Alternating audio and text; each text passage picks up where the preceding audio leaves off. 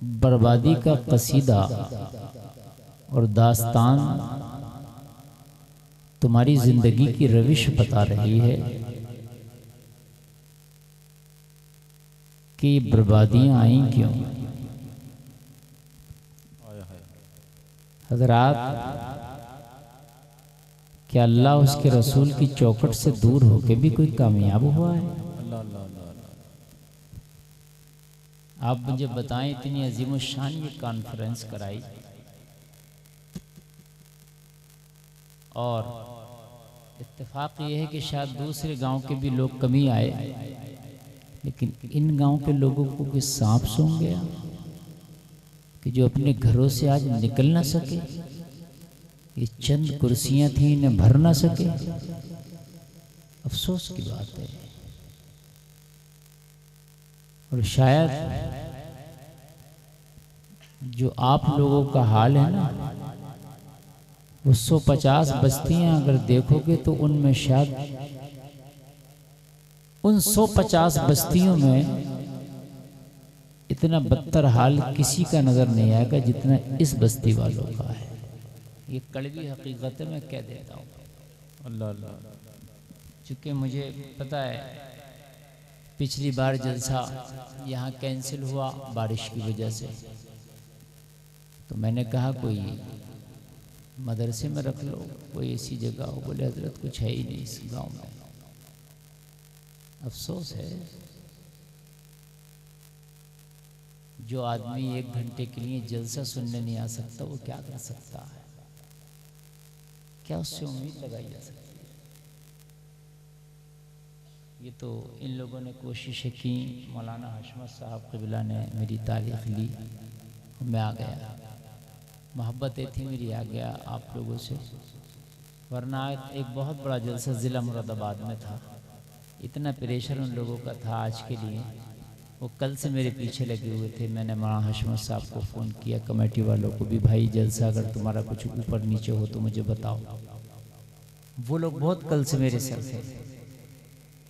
तो कमेटी वालों ने तो कुछ गोल मोल बात कही, लेकिन मौलाना हशमत साहब ने साफ क्लियर कट कह दिया, हजरत आपको आना है, जलसा होगा, हर हाल में होगा, चाहे किसी के घर में हो।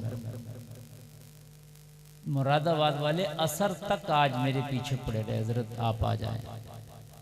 लेकिन अपने अंदर एक आदत है, कहीं वादा कर लिया ना तो कर लिया। हालांकि मुरादाबाद 30 किलोमीटर है और ये 130 किलोमीटर है, समझ रहे हैं?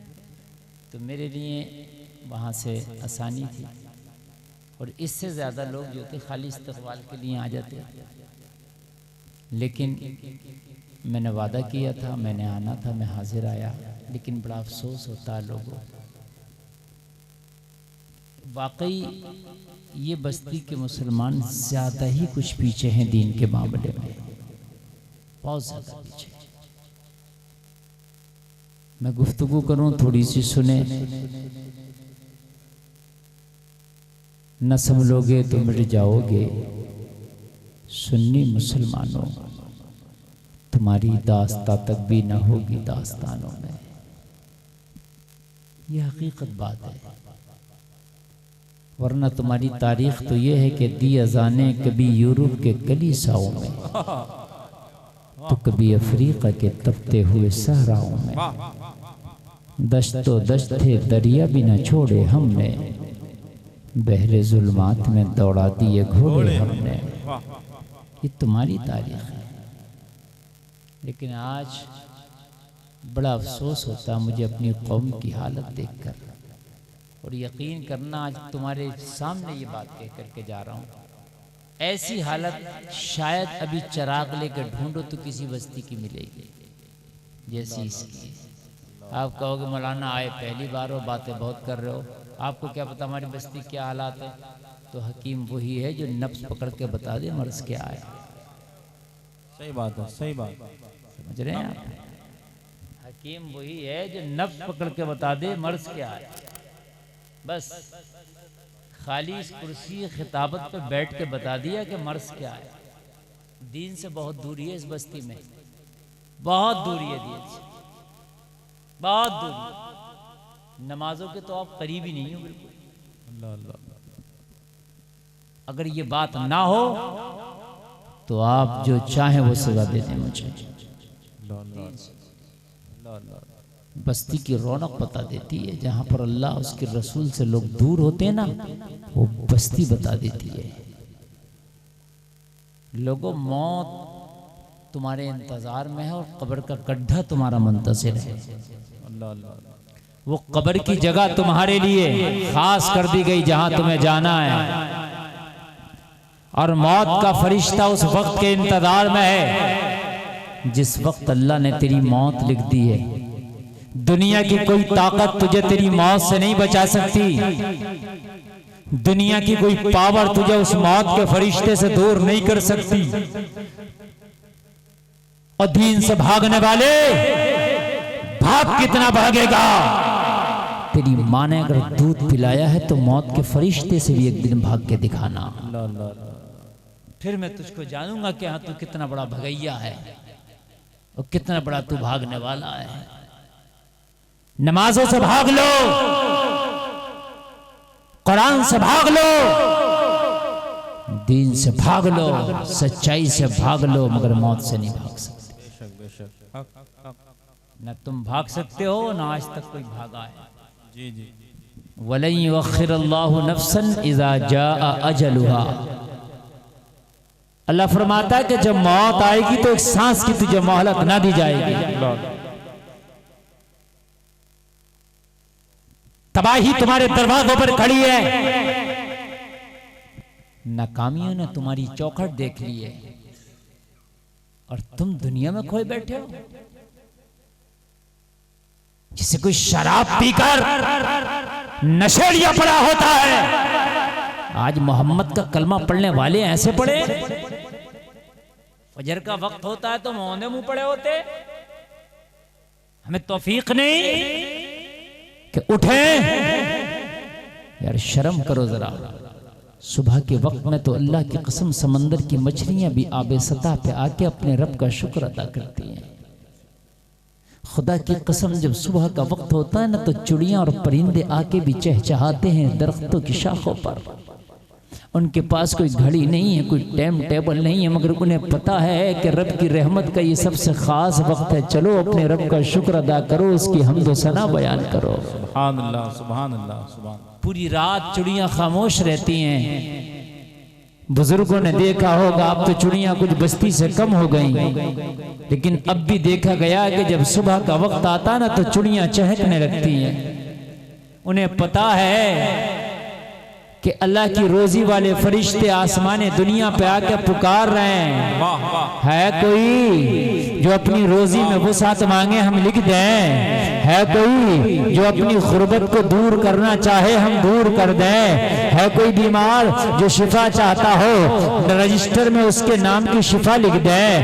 है कोई परेशान तो उसकी परेशानी दूर कर दें। मगर जलसा में आने वालों, हम तो शराबियों की तरह औंधे मुंह पड़े होते हैं। हमें तो पता ही नहीं है कि ये वक्त कौन सा है। जलसे में आने वालों कान खोल करके सुनो, सुबह का तो वो सुहाना वक्त है कि रात में जो फूल की कली होती है, सुबह को खिल के वो भी मुकम्मल फूल बन जाता है। वाह वाह, कितना प्यारा वक्त है यार, कितना सुहाना मौसम है। आला हजरत ने तो इस मौसम के बारे में कहा, भीनी सुहानी सुबह में ठंडक जिगर की है। भीनी सुहानी सुबह में ठंडक जिगर की है। कलियां खिली दिलों की, हवा ये किधर की है। आगोश शौक खोले है जिनके लिए हतीम, वो मुड़ के देखते नहीं ये धुन किधर की है। हम पड़े होते हैं, हम पड़े होते हैं औंधे मुंह। हाँ, मुझे बड़ा अफसोस होता अपनी कौम पर। क्या कर लिया तूने, मेरी कौम तूने क्या कर लिया। तुम कहते हो मैं बड़ा बिजी हूँ मौलाना, तू कोई बिजी नहीं है, खाली गाल बजा रहा है। तू बिजी नहीं है, तेरी क्या है, क्या तेरे पास तू बिजी है, क्या है तेरे पास तू बिजी है। जो तुमसे कहे ना मैं बिजी हूँ, उससे पूछ लो तेरे पास है क्या, तू बिजी है, ये तो बता दे। ना माल ना अमाल। अल्लाह अल्लाह अल्लाह अल्लाह, क्या भी तो नहीं है यार, और मैं बिजी हूँ।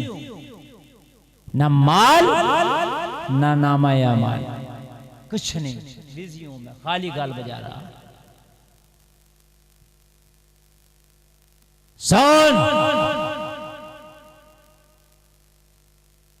औरंगजेब ने 50 साल भारत में हुकूमत की।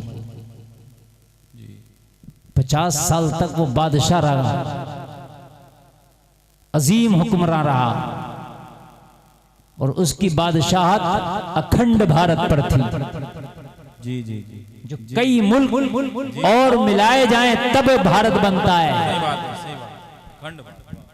आज का जो भारत है और उस वक्त के भारत में फर्क था। कई मुल्क और इसी देश का हिस्सा हुआ करते थे, और उस वक्त कोई ट्रेनों प्लेन का इंतजाम नहीं था भाग दौड़ने के लिए। मगर खुदा की कसम, एक वक्त की नमाज ऐसी नहीं थी जो औरंगजेब की कज़ा हो गई हो। हाय हाय हाय हाय हाय, वाह वाह, कितना बिजी हो गया यार वो। ला ला ला, आज तो सारा सिस्टम, सारा काम ऑनलाइन है। उस जमाने में ना तो सिस्टम कोई ऑनलाइन था ना काम ऑनलाइन था। यार वो कितना बिजी होगा, मगर रब्बे काबा की कसम उसने कभी नमाज नहीं छोड़ी।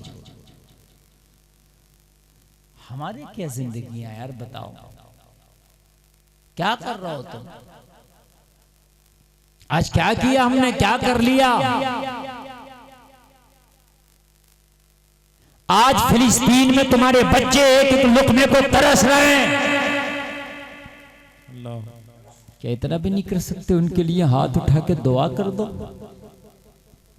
दुआ तो तब करोगे ना तब मस्जिद जाओगे, या अल्लाह मुसल्ले पे खड़े होकर नमाज पढ़ोगे। घर में भी तो नमाज पढ़ी जा सकती है, घर पढ़ ले, मगर नहीं पढ़ता। मेरे भाई कम से कम अपने मजलूमों के लिए दुआ कर। लेकिन हमें तो इतनी भी फुर्सत नहीं, हमें तो मोबाइलों से फुर्सत नहीं, हमें तो गेमों से फुर्सत नहीं, हमें तो फिल्मों से फुर्सत नहीं, हमें तो कॉमेडियों से फुर्सत नहीं, हमें तो दुनिया की खुराफातों से फुर्सत नहीं, हमें तो दूसरों की चुगली से फुर्सत नहीं, बोहतान तराशियों से फुर्सत नहीं, हमें तो बेहयाई से फुर्सत नहीं, हमें तो नाच गानों से फुर्सत नहीं, हमें तो दुनियादारी से फुर्सत नहीं। मुझे बताओ तो तुम किधर जा रहे हो? अरे कम से कम इतना तो होगा, अपने भाइयों की खबर तो लो, हाल क्या है? कुछ नहीं कर सकते, इतना तो कर सकते मेरे मौला, मैं किसी काबिल तो नहीं, मगर उस चूंटी के काबिल तो हूँ जो एक छोटा सा शक्कर का दाना उठाती है और अपने सुराख तक ले जाती है, अपने घर तक ले जाती है। मौला मैं किसी काबिल तो नहीं हूँ, मगर मेरी जुबान से निकले हुए दुआ के जुमले मजलूम मुसलमानों के लिए कबूल फरमा ले। मेरे मौला जो फाके से मर रहे हैं, मेरे मौला जो फाके से जाँ बहक हो रहे हैं, या अल्लाह उनके लिए कोई मसीहा पैदा फरमा दे। बेशक एक दुआ हो जाती। जी जी, थोड़ा सा वापसी बढ़ाइए ऑपरेटर साहब, वापसी बढ़ाइए, रिपीट बढ़ाइए। वापसी बहुत हल्की दे रहा है,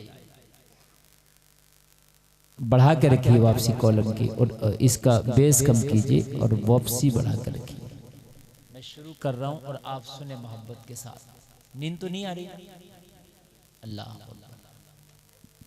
लोगों, हालात बड़े खराब है, मालूम है आपको?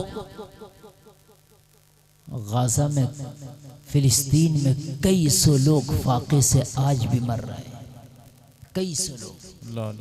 आज हमारे घरों में अल्लाह ने तरह तरह के खाने दिए हैं। आज परवरदिगार ने हमारे दस्तरखान पर कई तरह के सालन है अता फरमाए, कि शुक्र नहीं बनता हम पर कि उस रब का शुक्र अदा करें। परवरदिगार, गाजा के भी तेरे बंदे और बंदियां हैं जिनके बच्चे मिट्टी खाने पे मजबूर हैं, जिनको पत्ते खाना भी मयसर नहीं, इसलिए कि वहां तो दरख्त भी नहीं इस तरह से जिस तरह से दरख्त तुम्हारे जंगलों और सहराओं में है। परवरदिगार, उनके बच्चों को तो दरख्तों के पत्ते भी मयसर नहीं, मिट्टियां खा रहे हैं, भूख से मर रहे हैं। हमारे दस्तरखान पे कई कई तरह का खाना मयसर है। मौला तेरा शुक्र है कि तुम्हारे ऊपर शुक्र नहीं बनता तो तुम्हारी रूह बोलेगी, तेरा दिल बोलेगा, तेरा दिमाग बोलेगा, तेरा अगर जर्रा बराबर भी जिंदा जमीन है तो बोलेगा हाँ हाँ मौलाना शुक्र बनता है। मेरे लिए नाश्ता अलग है, दोपहर का लंच अलग है, शाम का खाना अलग है। ये तो रब का करम है कि कई कई तरह के खाने मौजूद हैं। आए ख्वाजा के लोगों को तो बच्चों को दूध तक मैसर नहीं, एक सूखा टुकड़ा तक मैसर नहीं, तो गुलफाम पूछेगा कि इस अल्लाह की नेमत पर तुझे शुक्र नहीं बनता? तो जवाब देगा हाँ हाँ शुक्र बनता है। तो मैंने कहा अदा किया, ला ला ला बनता है अदा किया, ला ला तो जवाब नहीं होगा हमारे पास। सिर्फ बनता है लेकिन अदा नहीं किया, रिज़्क़े खुदा खाया किया, ला ला शुक्र खुदा। हाय हाय अल्लाह। लोगों जरा एक बात तो बताओ, अगर क़यामत के दिन हमसे ये पूछ लिया गया कि तेरे दस्तरखान पे जो मैंने नेमतें दी थी क्या तूने उसका शुक्र अदा किया, तो क्या जवाब देंगे आप? मुझे जरा बताओ क्या जवाब देंगे? कोई जवाब नहीं होगा हमारे पास। सारी चीजें तो छोड़ दो, एक वक्त का जो उस रब ने खाना अता किया ना, खुदा की कसम उसका शुक्र अदा नहीं कर सकते। बेशक लोगों बड़ा कहे थे फिलिस्तीन और गाजा में 15-16 मुल्कों ने एक तंजीम बनाई जिसको फोटीला समूद के नाम से याद किया जा रहा है, और उन्होंने तकरीबन 100 जहाज तैयार किए। फोटीला समूद एक तंजीम वजूद में आई जिसमें 15 से 16 मुल्क शामिल हैं, और उन्होंने 100 कश्तियां तैयार की, 100 जहाज तैयार किए। उन 100 कश्तियों में 100 जहाजों में उन्होंने खाने और पीने के साजो सामान जमा किए, पीने का साफ पानी जमा किया, और कहा चलो उठो, अपने आप उठो और चलो गाजा के लोगों की मदद करेंगे, गाजा के भूखों को खाना खिला के आएंगे, गाजा के प्यासों को पानी पिला के आएंगे। उस टीम के अंदर डॉक्टर भी थे, चलो उनका इलाज भी करेंगे। उसके अंदर दवाइयां भी रखी गई, चलो उनको दवाइयां भी दी जाएंगी। बहुत से लोग मर्जों से मर रहे हैं, बहुत से फाके से मर रहे हैं, बहुत से प्यास से मर रहे हैं। ये 100 कश्तियों पर मुश्तमिल फोटीला समूद का काफिला निकला जो 20 दिन तक सफर करता रहा। और आज मैं तुम्हें बता दूं, शायद तुम्हारी खैरत तू जाग जाए। इस 100 कश्तियों में सवार जो लोग थे सिर्फ 30% मुसलमान हैं, 70% गैर मुस्लिम थे। अल्लाह अल्लाह अल्लाह। इंसानियत तो एक चीज है ना यार, अल्लाह अल्लाह। मजहब अपनी जगह है लेकिन इंसानियत तो अपनी जगह है ना यार। मजहब से क्या होता है? कुरान ने तो साफ कह दिया ना, लकुम दीनुकुम वलिय दीन। भाई अपना अपना मजहब सबको मुबारक हो, हमारा हमें आपका। लेकिन अगर कोई भूखा है, मजहब चाहे उसका कुछ भी है तो उसे खाना खिला दे, ये इस्लाम भी कहता है। बेशक बेशक। कोई भी है भूखा है, जो इंसानियत वाले लोग थे दुनिया भर से उठे। इस फोटीला समूद काफिले में 70% गैर मुस्लिम लोग हैं। ये मैं नहीं कह रहा हूं, आप YouTube पे गूगल पे सर्च करके देख लें। आप 30% मुसलमान हैं। आप कहोगे फिर गैर मुस्लिम क्यों जा रहे हैं? मैंने कहा वो मरती हुई इंसानियत को नहीं देख सकते। हाय हाय हाय। इंसान वो है जिसके अंदर इंसानियत हो। जी जी जी। मानव वो है जिसके अंदर मानवता हो। इसीलिए नबी ने नबी हूं मैं ये 40 साल के बाद कहा। जी। नबी ने मैं नबी हूं ये कितने साल के बाद कहा? जरा जोर से बोलो। तो 40 साल के बाद क्यों कहा भाई? ये 10 साल के बाद क्यों नहीं कहा? जी। ये जब बोलना आपने शुरू किया था तभी क्यों नहीं कहा? तो जवाब मिला, गुलफाम दीन की बात बाद में होगी, मानवता की बात पहले होगी। वाह वाह वाह। 40 साल तक मुस्तफा क्या कर रहे थे, क्यों नहीं बोले? जवाब मिला, मैं 40 साल तक मानवता की बात कर रहा था। इधर बोल दो यार सुभान अल्लाह। मैं 40 साल तक इंसानियत की बात कर रहा था, मैं 40 साल तक मानवता की बात कर रहा था। सब मक्का वालों को यकीन हो गया सबसे ज्यादा मानवता अगर किसी के अंदर है तो अब्दुल्ला के बेटे मोहम्मद के अंदर है, सबसे बड़ी इंसानियत अगर किसी के अंदर है तो आमिना के लाल मोहम्मद के अंदर है। जब सारे मक्का वालों ने मेरी इंसानियत का लोहा मान लिया, मेरी मानवता का लोहा मान लिया, तो अब 40 साल के बाद मजहब की बात मैंने की है। जिसके अंदर मानवता नहीं है वो किसी भी मजहब का मानने वाला नहीं हो सकता। कान खोल करके सुन लें, ये जुमला मैं पूरी दुनिया में कहीं खड़े होकर कह सकता हूं। मुझसे अदालत में खड़े होकर कहलवा लो, कोर्ट में खड़े होकर कहलवा लो, जज के सामने, किसी के सामने भी, जिसके अंदर इंसानियत नहीं है वो किसी मजहब का मानने वाला नहीं हो सकता। हर मजहब में इंसानियत है। तो मुसलमान, तूने तो उस नबी का कलमा पढ़ा है जिसने जानवरों पे भी रहम किया। सुभान अल्लाह। वाह वाह वाह। जिस नबी ने जानवरों पे भी रहम किया है, नवाज नवाज, जिसने परिंदों पे भी रहम किया है। मुझे बताओ हम जा किधर रहे हैं? सुने, आप मेरी तकरीर शुरू हो गई है और इंशाल्लाह मजा आएगा और झूमेंगे आप, और मौलाना हशमती साहब को दुआएं देंगे, आप दुआएं देंगे। बहुत कुछ लेके बैठा हूं मैं। हाँ, मैं बहुत कुछ लेके अपने उस्तादों से दरिया पी के बैठा हूं, अल्हम्दुलिल्लाह। वाह वाह वाह। आप सुनने का जरा कासा अपना आगे बढ़ाएं, अपना दामन आप जरा थोड़ा सा फैलाएं, तब मिलेगा। दामन नहीं फैलाएंगे कुछ नहीं मिलेगा। बारिश पड़ती है, पत्थरों को कुछ नहीं मिलता। बारिश एक हफ्ता भी पड़ेगी, पत्थर को तोड़ के देखोगे तो सूखा निकलेगा। जो हमवार जमीन दामन फैला के बैठी होती है, बारिश बरसती है, उसके कतरों को अपने दामन में समेटती है। पत्थरों से कुछ नहीं उगता, जमीन से सुम्बुलो लाला उगता है। सुम्बुलो लाला जमीन से ही तो उगता, हमने पत्थरों में कभी उगता नहीं देखा। हमने पत्थर से तो कांटे भी उगते नहीं देखे। ला ला ला। आपने देखे पत्थर में कांटे का पेड़? हमने देखा ही नहीं। हमने पत्थर में फूल तो फूल, कांटे भी नहीं देखे। अल्लाह अल्लाह अल्लाह, है ना? कांटे भी इसी जमीन को मयस्सर है। जरा बोला यार सुभान अल्लाह, सुभान अल्लाह, सुभान अल्लाह। इसी जमीन को मयस्सर है। कांटे पैदा करने के लिए भी जिगर और गुर्दा चाहिए, वो जमीन के पास है। पत्थर तेरे पास वो भी नहीं। यार वो मुसलमान क्या, वो मानव था कि जिसका दिल पसीजे नहीं, जिसके दिल में रहम नहीं, जिसके दिल में मानवता नहीं, जिसके दिल में इंसानियत नहीं, पत्थर है पत्थर। पत्थर पत्थर है, कुछ नहीं दे सकता वो। भलाई तो दूर की बात है, वो कुछ नहीं दे सकता। वो खुद का भी नहीं है, तेरा क्या होगा? जिसके अंदर मानवता नहीं, वो अपने आप का भी नहीं, वो अपने आप का भी नहीं। जलसा में आने वालों, नबी की 63 साल जाहिरी जिंदगी है। जिंदगी के 2 हिस्से मानवता पे काम करते रहे। जिंदगी का एक हिस्सा सिर्फ दीन पे काम किया। जी जी बेशक। आप जरा समझे यार, ये कोट करने की बात है।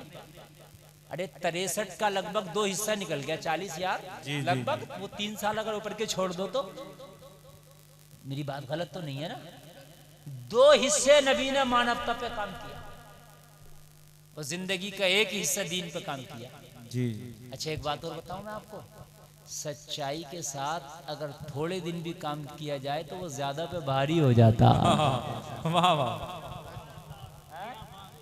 झूठा आदमी पूरे गांव में 1 हफ्ते तक ऐलान करता फिर एक आदमी भरोसा नहीं करेगा, झूठा है। जी झूठा है। सच्चा आदमी खाली कोने में बैठ के ऐलान कर दे, पूरे गांव में आग की तरह फैल जाएगा, फलां ने ऐसा कह दिया। वाह वाह वाह। कह दो यार सुभान अल्लाह, सुभान अल्लाह। इसलिए कि झूठा कितना भी कहता रहे कि बीसलपुर में आग लग गई, शाहजहानपुर में आग लग गई, बरेली में आग लग गई, मगर झूठे की बात पे कोई तस्लीम नहीं करेगा, झूठे की बात का कोई यकीन नहीं करेगा। ये तो बकता रहता, ये तो बकवासी करता रहता, ये तो फेंकता रहता, ये तो बहुत बड़ा फेंकू है। बात है कि नहीं? अब कोई फेंकू आदमी, फेंकने वाला अगर कोई ऐलान कर दे कि मैं तुम्हें ये चीज दूंगा तो आदमी यकीन नहीं करेगा, ये तो फेंकू है। मेरी बात गलत नहीं है, लेकिन सच्चा आदमी अगर कोने में बैठ के कह दे तो आग की तरह फैल जाएगा। ये ऐसा होना है, समझना। मक्का में एक नबी का दुश्मन है, नाम अबू लहब है। नबी का दिल दुखा दिया, नबी का दिल टुकड़े टुकड़े कर दिया। मेरे नबी ने फरमा दिया, अबू लहब अल्लाह तेरे बेटे के टुकड़े टुकड़े कर देगा। जरा जोर से बोलो, जरा जोर से। सुभान अल्लाह। अबू लहब कौन? नबी का दुश्मन है। अबू लहब कौन? नबी का जाती दुश्मन, पक्का दुश्मन, कट्टर दुश्मन, ऐसा दुश्मन जो गालियां भी बकता है, नबी को पत्थर भी मारता, नबी को तकलीफें भी देता है, जिसकी मदम्मत में कुरान में मुकम्मल एक सूरत नाजिल हुई, तब्बत यदा अबी लहब तब मा अगना अन्हु मालुहु व मा कसब, पूरी सूरत नाजिल हुई। जलसे में आने वालों जरा गौर करना, वो अबू लहब जिसकी मजम्मत कुरान कर रहा है, वो अबू लहब जिसकी मजम्मत दुनिया का हर एक मुसलमान कर रहा, वो अबू लहब जिसकी मजम्मत अल्लाह कर रहा। जलसे में आने वालों जरा गौर करो, मुस्तफा का दुश्मन मानता नहीं, पूरे मक्का में कहता है मोहम्मद जादूगर है, पूरे मक्का में कहता है मोहम्मद ये जादूगर है, पूरे मक्का में कहता है माज़अल्लाह मोहम्मद पागलों दीवाने है, पूरे मक्का में नबी की बुराई करता है। मगर जब मुस्तफा को ज्यादा सताया, नबी के दिल को तकलीफ हुई, मेरे नबी की जबान से निकल गया, अबू लहब अल्लाह तेरे बेटे के टुकड़े टुकड़े कर देगा, अल्लाह तेरे दिल के टुकड़े टुकड़े कर देगा। अबू लहब का इतना सुनना था, अपने बेटे की सिक्योरिटी बढ़ा दी। इतना सुनना था, अरे यार आने दो, वो भी तकरीर सुनना रहा, मत उस पर जना जुल्म करो, बैठे रहो, बैठ रहो। अरे बारे बैठ जाओ यार, काहे डंडे लेके आ रहे हो, बैठ बैठ। हाँ, कभी कभी अल्लाह की मखलूक कई शक्लों में आती है। हाँ, ये भी तो अल्लाह की मखलूक है। तुम्हें सताए तो कुछ कहना, बाकी अगर इधर उधर घूम रहा है तो घूमने दो, कोई टेंशन नहीं। बात समझ में आ रही है? अबू लहब ने क्या किया? भूल गए हैं? अपने बेटे की सिक्योरिटी बढ़ा दी जब नबी ने कहा था। जी हाँ, आपकी कैसेट हैंग चल रही है, पीछे चल रही है, लाइव चलाओ, लाइव। सिक्योरिटी बढ़ा दी। क्या कर दी? बढ़ा दी। बेटा परेशान, किसी को सिक्योरिटी भी कोई अच्छी जिंदगी थोड़ी है। ये जो 20-20, 25-25 सिक्योरिटी वाले सुनने, तुम सोचते हो कि क्या जिंदगी है, मजे आ रहे, मजे नहीं आ रहे, परेशान है। अपनी मर्जी से जा नहीं सकता, अपनी मर्जी से आ नहीं सकता। तुम आजाद हो, आजाद। जहां दिल चाहे वहां जाओ, जहां दिल चाहे वहां आओ। सिक्योरिटी का मामला सिक्योरिटी के ऊपर होता है, वो जैसे चाहेगा, जिस रास्ते से लेके जाना चाहेगा उस रास्ते से जाओगे। जी जी जी। और तुम्हारा दिल कर रहा वहां जाना, मुझे तो आराम से घूम रहे हो शेर बने हुए, तो जिंदगी यही बढ़िया जो शेर बन के घूम रहे हो। समझ रहे हैं आप? परेशान यार।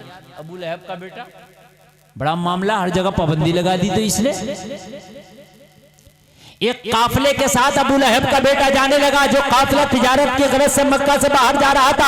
अबू लहब का बेटा जाने लगा। अबू लहब ने मना किया, ना तू नहीं जाएगा। कहा बाप मुझे मना क्यों करता है? कहा तुझे पता नहीं है आजकल तेरे पर खतरा मंडराला। कहा किस लिए? कहा मोहम्मद ने नहीं कह दिया कि अल्लाह तेरे बेटे के टुकड़े टुकड़े कर देगा, इसलिए मैं तुझे नहीं जाने दूंगा। मैं हिफाजती इक़दाम कर रहा हूँ, तुझे बाहर नहीं जाने दूंगा, तेरे पर खतरा। तो अपने बाप अबू लहब को एक तरफ ले गया और ले जाने के बाद बोला, बाप एक बात कह दे, या तो ये बता मोहम्मद झूठे हैं तो टेंशन मत ले, वो अगर कह रहे तो कहने दे। वाह वाह वाह वाह वाह वाह, क्या बात यार। तू कहता मोहम्मद झूठे हैं तो फिर कहने तो, झूठा आदमी तो कुछ भी कहे, उस पर क्या परेशान होना। हाय हाय हाय। और अगर मोहम्मद सच्चे हैं तो मान क्यों नहीं लेता? वाह वाह, नारे तकबीर, नारे रिसालत, अज़मते मुस्तफ़ा, अज़मते इरशादाते मुस्तफ़ा, नारे हैदरी। वाह, तो कहता झूठे हैं तो झूठे हैं तो टेंशन नहीं, झूठा तो कुछ भी कह दे। अल्लाह अल्लाह। और अगर सच्चे हैं तो फिर मुखालफत की मान क्यों नहीं लेता? वाह, अबू लहब कहने लगा सुन, सही बात तो यह है मोहम्मद ही सच्चे हैं। हाय हाय हाय हाय, वाह, मोहम्मद ही सच्चे हैं तो फिर मान क्यों नहीं लेता? कहा इस हसद को कहां डालें, बात ये लगी है कि ये ओहदा हमें मिलना चाहिए था। अल्लाह अल्लाह अल्लाह। और एक जुमला सुन लें आप, और ये इसको गांठ में बांध लेना जी। और किसी के पास सादा कागज हो तो उस पर लिख लियो। स्टाम्प पेपर तो मिलना मुश्किल है, मगर लिख लियो। अल्लाह अल्लाह। और बुजुर्ग लोग अपनी गांठ बांध ले, ये जुमला मैं अब कह के जा रहा हूँ। और ये जुमला इतना कीमती कह के जा रहा हूँ कि तुम्हारी पूरी जिंदगी में 1 करोड़ की भी प्रॉपर्टी है तो उसकी भी इतनी कीमत नहीं जो अब मैं ये जुमला कह के जा रहा हूँ। हाय हाय हाय। आप कहोगे कौन सा? अब जुमला सुन लें आप। अबू लहब ने कहा बात सही तो ये है सच्चे मोहम्मद ही हैं। तभी तो टेंशन में पड़ गया इनके कहने से। हाय हाय हाय, वाह।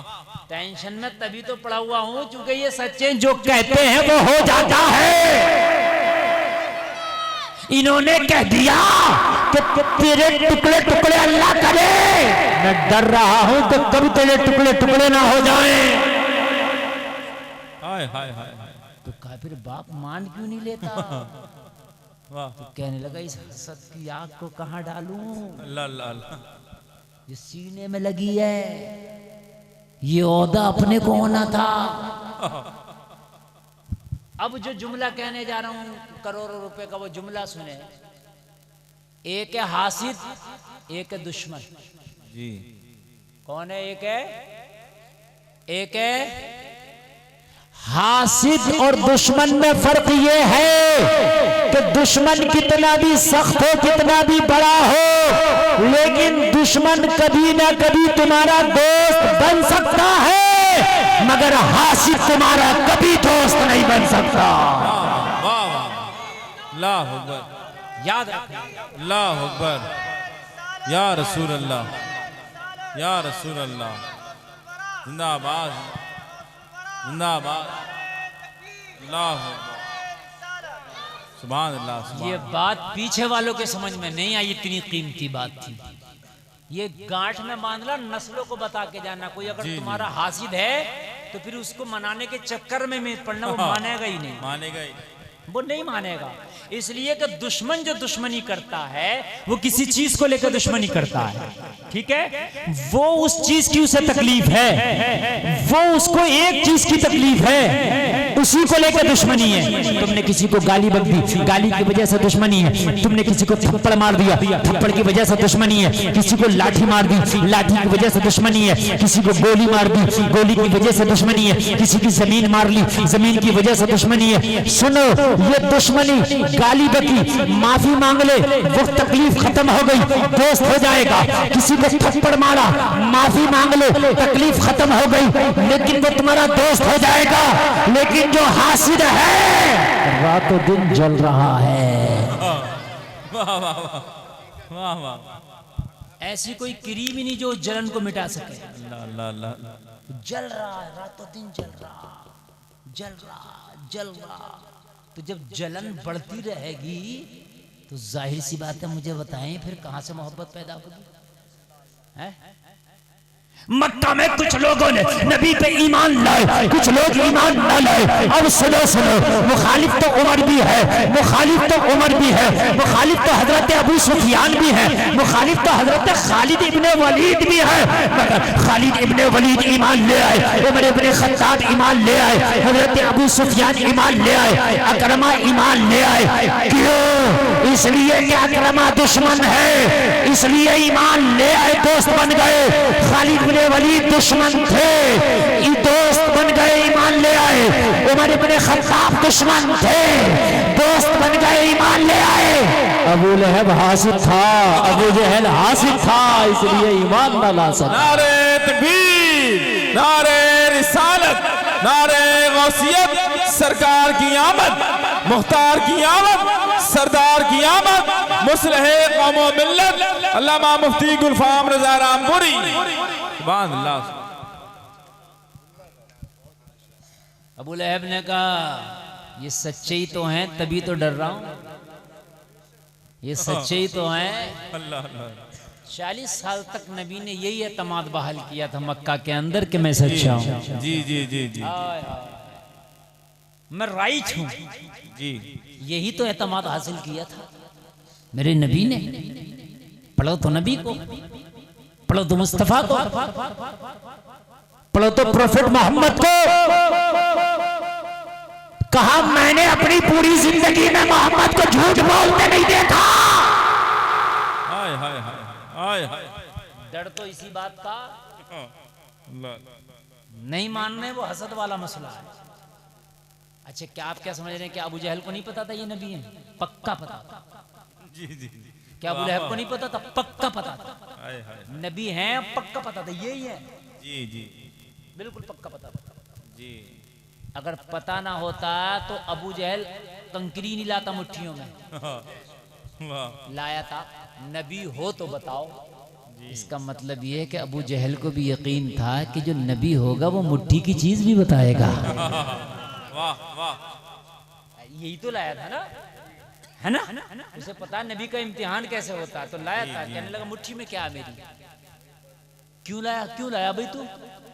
तो इसकी जहालत कहेगी अरे भाई मैं टेस्ट करने के लिए लाया कि ये नबी है तो नहीं है, तो जो मुट्ठी के अंदर है वो दिख तो रहा नहीं है, वो दिख तो रहे नहीं, अंदर है।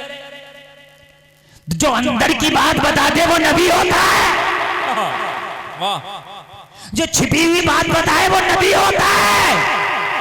कल के अबू जहल को पता था जो छिपी हुई बात बताए वो ही नबी होता है। आज के इस मुल्ला जी को पता नहीं, कह रहा नबी को पीठ के पीछे की खबर नहीं। अल्लाह अल्लाह अल्लाह अल्लाह अल्लाह। नारे तकबीर, नारे रिसालत, नारे गौसियत, इश्क मोहब्बत, इश्क मोहब्बत।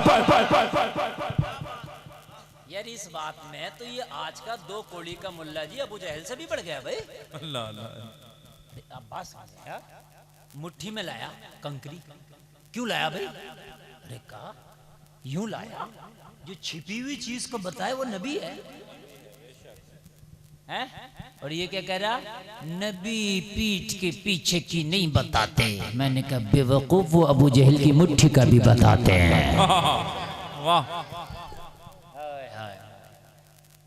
पीठ का पीछे का तू बात कर रहा, मैं मुट्ठी की बात कर रहा हूं। अल्लाह। तो अबू जहल को भी पता था ये नबी हैं। वो हसद तो हासिद जो हो तो समझ लेना ये अपना होना नहीं है, बस होशियार है, ये अपना होना नहीं है, दुश्मन दोस्त बन सकता है। अबू लहब परेशान, सिक्योरिटी बढ़ा दी, कहा मैं जाकर रहूँगा। अबू लहब ने कहा मैं जाकर रहूँगा। काफिले में जाने के लिए बाप को राज़ी कर लिया। अबू लहब ने कहा अच्छा जा, अपनी हिफाजत करना, काफिले वालों से कह दिया ज़रा मेरे बेटे का ख्याल रखना, मेरे बेटे पे खतरे मंडरा रहे हैं, इसकी भविष्यवाणी कर दी आमीना के लाल ने। वाह वाह वाह। इस मुल्ला जी को पता है नहीं, नबी को पता कल क्या होने वाला, नबी को पता है इसके बेटे के साथ क्या होने वाला। कह दिया ना, जी जी कह दिया ना। हाय हाय। काफिले वालों ने कहा तू टेंशन ना ले, तू काबे का कैशियर है। अबू लहब काबे का खजांची था भाई। जी जी जी काबे की गुल्लक इसके हाथ में थी। जी। कोई छोटा मोटा आदमी नहीं था, चेहरे पे शरारे मारते थे, बड़े सरदारों में गिना जाता था भाई। काबे की कैशियर था भाई, खजांची था। बड़े नामों में इसका एक नाम था मक्का के सरदारों में, काबुल है, टेंशन ना ले।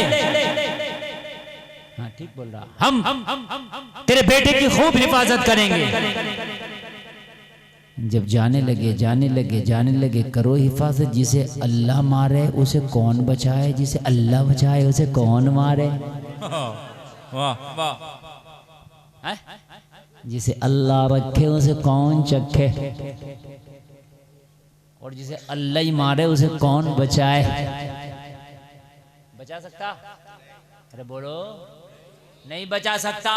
अबू लहब का बेटा जब काफले के साथ निकला, चलते चलते सफर हो रहा है, पूरे दिन का सफर हुआ, शाम हुई, रात हुई, खाना खाया, रात हुई, सब पूरे काफले ने खाना खाया, पड़ाव कर लिया। लोगों जरा गौर करो, सहरा है, जंगल है, जंगलों में पड़ाव कर लिया, बयाबा में पड़ाव कर लिया। काफले के सरदार ने कहा अबू लहब के लड़के को अपने अंदर ले लो, पूरा काफला चारों तरफ सोएगा, लेकिन अबू लहब का लड़का बीच में सोएगा। जलसे में आने वालों जरा गौर करो, अबू लहब के लड़के को ऊंची जगह पर काफले के बीचों बीच सुला दिया, ताकि इसे कोई खतरा लायक ना हो। चारों तरफ से काफला के लोग सो गए। लोगों जब साथ काफला के लोगों पे नींद तारी हो गई, आधी रात हुई, सन्नाटा छाया, जंगल से शेर निकला, सोते हुए लोगों के पास आया, सूंघा छोड़ दिया, सूंघा छोड़ दिया। ये नहीं है जिसे नबी ने कहा है। वाह वाह वाह वाह। अंदर जाने लगा, सूंघा छोड़ दिया, ये नहीं है, सूंघा छोड़ दिया। जंगल का शेर एक एक को सूंघ रहा छोड़ रहा, एक एक को सूंघ रहा छोड़ रहा।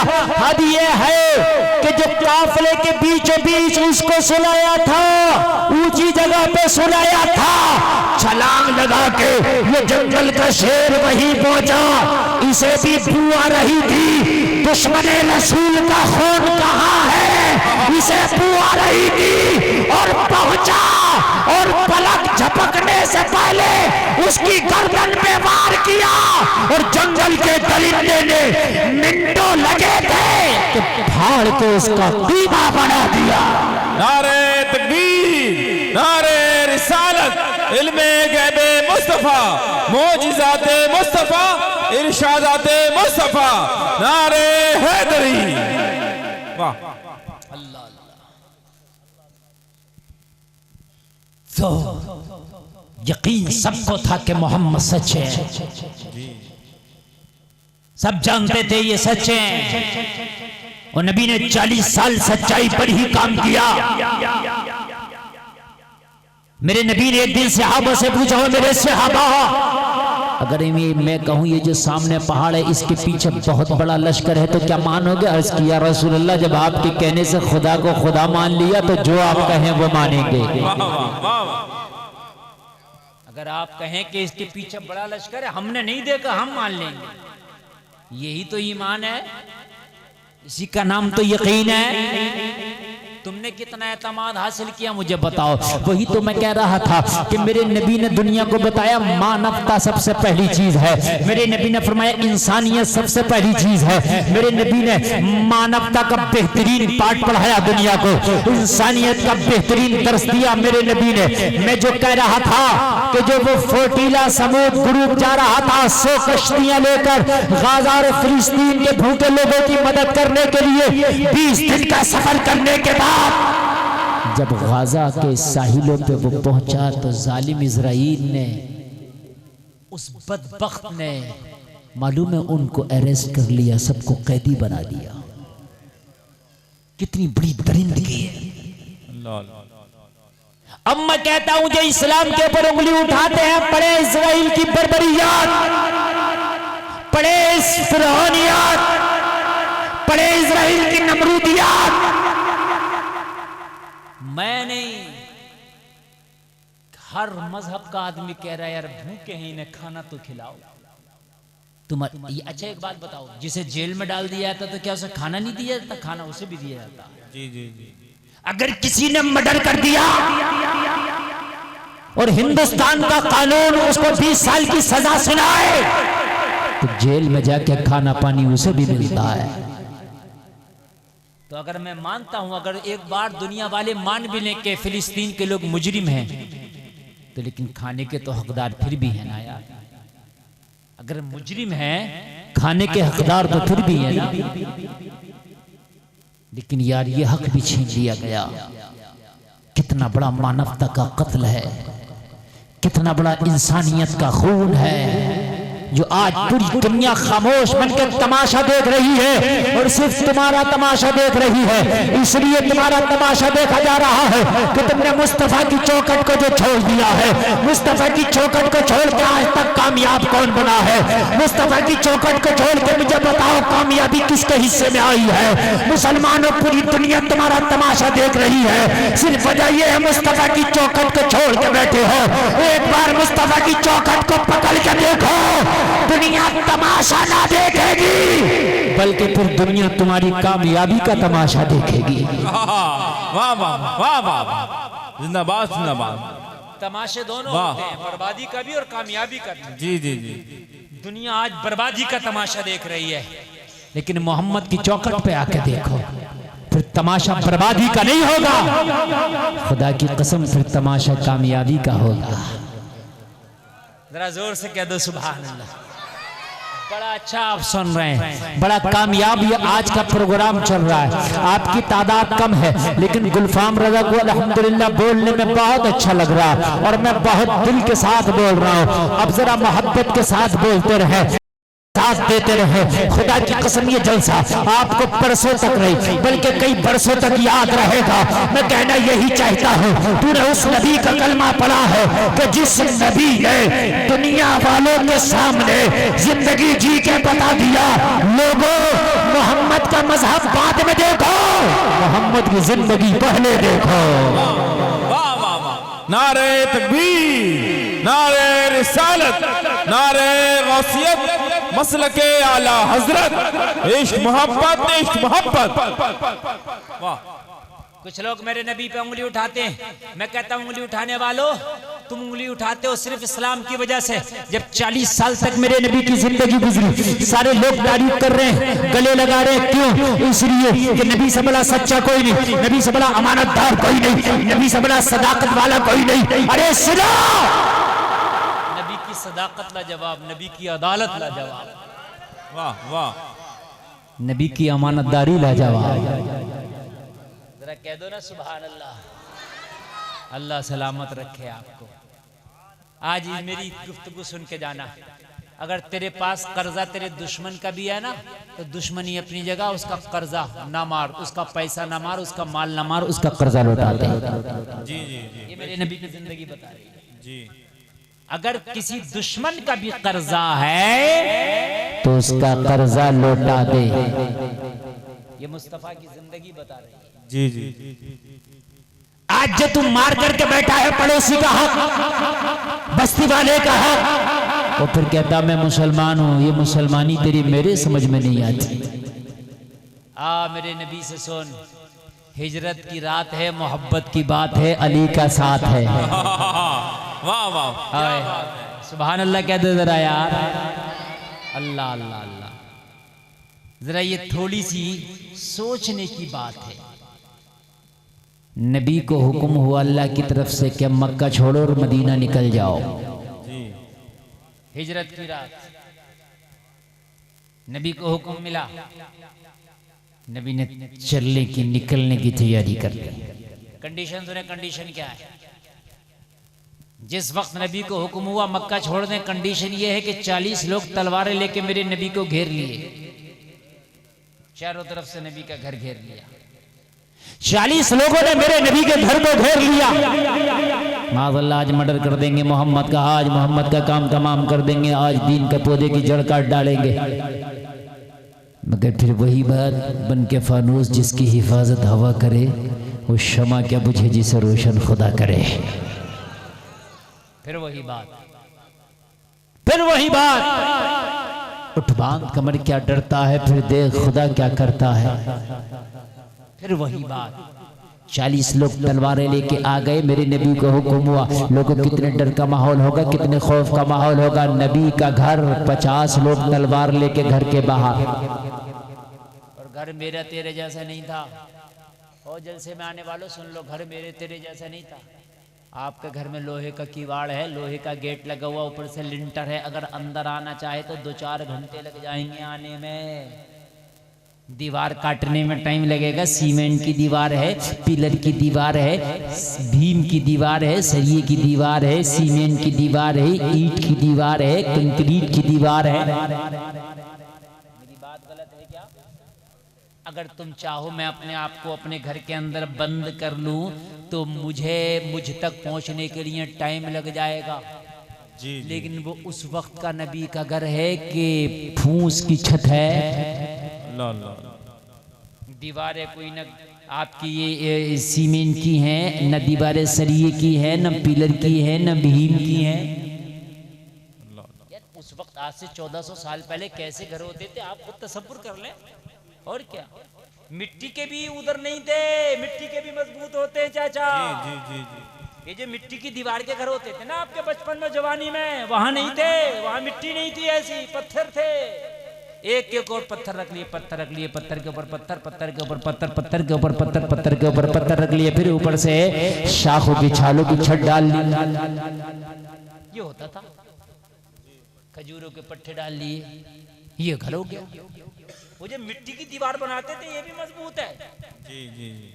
मैं उसकी बात कर रहा हूं। अगर धक्का मारो तो पूरी दीवार ही खसक जाए।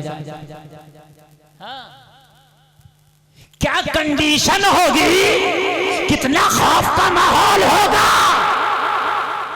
तुम्हारे घर के पास 40 लोग आ जाए मारने के लिए, मर्डर करने के लिए, तो उस वक्त तुम्हारी सिट्टी बिट्टी गुम हो जाएगी, सब भूल जाओगे। सीखी साखी जान कैसे बचे, जान कैसे बचे। मगर जब मुस्तफा के घर के बाहर 40 लोग तलवार लेके आए तो मेरे नबी के जहन में ये नहीं था जान कैसे बचे। नबी के जहन में ये नहीं था जान कैसे बचे, ना जान कैसे बचे ये नहीं था ना, बल्कि जहन में क्या चल रहा था, सोचने की बात है। मैंने क्या कहा, तकरीर सुनाऊंगा, ऐसी सुनाऊंगा परसों तक नहीं, कई बरसों तक याद रखोगे। अच्छा ये बताइए, मैं कंजूसी तो नहीं कर रहा हूं तकरीर में, बताइए आप कंजूसी तो नहीं हो रही ना? अल्लाह सलामत रखे। आप लोग मोहब्बत के साथ बैठे और जरा सुने। और एक आदमी भी उठ के नहीं जाएगा, इसलिए कि थोड़े से लोग हैं, कोई एक भी उठेगा ना तो मुझे तकलीफ होगी। नबी का घर, कमजोर दीवारें, कमजोर छत, कोई ऊपर से भी आ सकता है, दीवारें भी तोड़ी जा सकती है। 40 लोग, पूरा मक्का नबी के खून का प्यासा। लोग तो 40 थे मगर पूरे मक्का के छटे हुए 40 थे। वाह वाह वाह, ये भी सुन लें आप। जी जी जी। पूरे मक्का में से सब, हर कबीले का आदमी आ गया था, हर कबीले का छांट के आया था। और फिर हुक्म हो गया कि मोहम्मद यहां से निकलो। तो सवाल ये नहीं था कि या अल्लाह मैं जान कैसे बचाऊं, बाहर निकलूं तो 40 लोग हैं, हाथ में तलवारें हैं बरहना। सवाल ये नहीं था, ना जहन में ये था कि जान कैसे बचे, बल्कि नबी के जहन में चल रहा था जबान कैसे बचे। वाह वाह, जरा जोर से बोलो, जोर से बोलो। आप कहोगे जबान का क्या मैटर था, तो जबान का मैटर ये था, नबी को मक्का के लोग सच्चा समझते थे, तो सच्चा समझकर लोगों ने अपनी अमानतें दे रखी थी। मोहम्मद आप सच्चे हैं, अमानत में खयानत नहीं करते, हमारी अमानत रखो, हमारी रखो, हमारी रखो, हमारी रखो।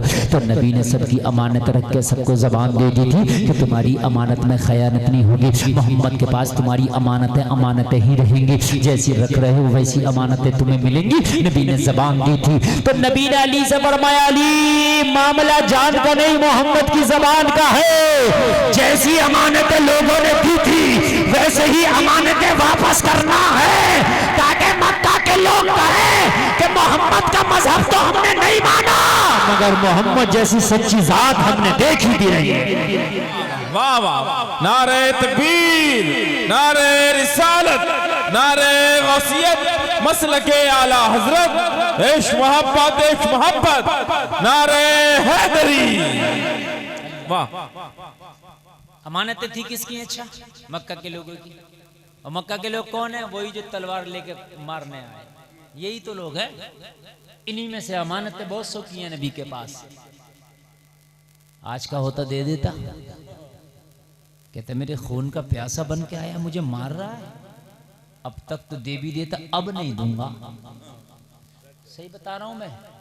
लपेट लपाट के समेट समाट के निकल लेता, और कितने निकल गए, भाग गए।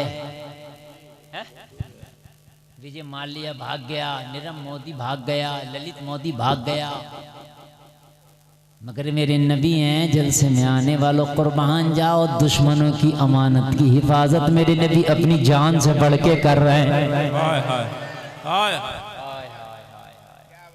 हाय हाय, कुर्बान जाए यार।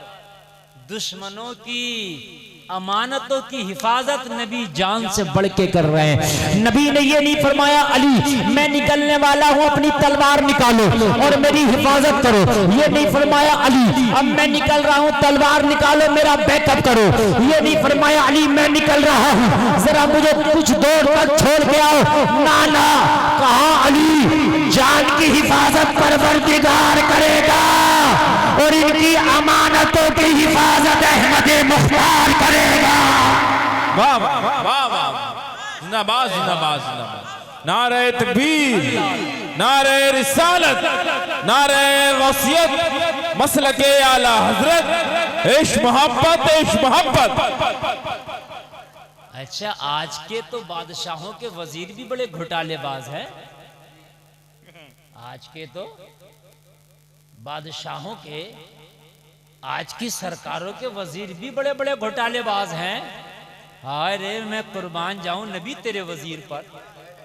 हाय हाय हाय, मेरी माँ बहनें भी सुने जी। अपने बच्चों को अमानतदारी सिखाओ। मेरी बहनों, तुम्हारे बच्चे बड़े होकर इंशाअल्लाह कौम के सिपाही बनेंगे, इंशाअल्लाह मुल्क की खिदमत करने वाले मुजाहिद बनेंगे। इंशाअल्लाह अपने बच्चों को दायनातदारी सिखाओ। मेरी बहनों, नबी की सीरत का पाठ पढ़ाओ, नबी की सीरत का दर्स पढ़ाओ। कुर्बान जाओ, नबी का वजीर भी कितना सच्चा है, नबी का वजीर भी कितना पक्का है। नबी ने कहा ये सारी अमानतें तुम्हारे हवाले, मैं जा रहा हूँ, अमानतें फला फला को देना और बाद में पीछे से मदीने आ जाना। वाह वाह वाह,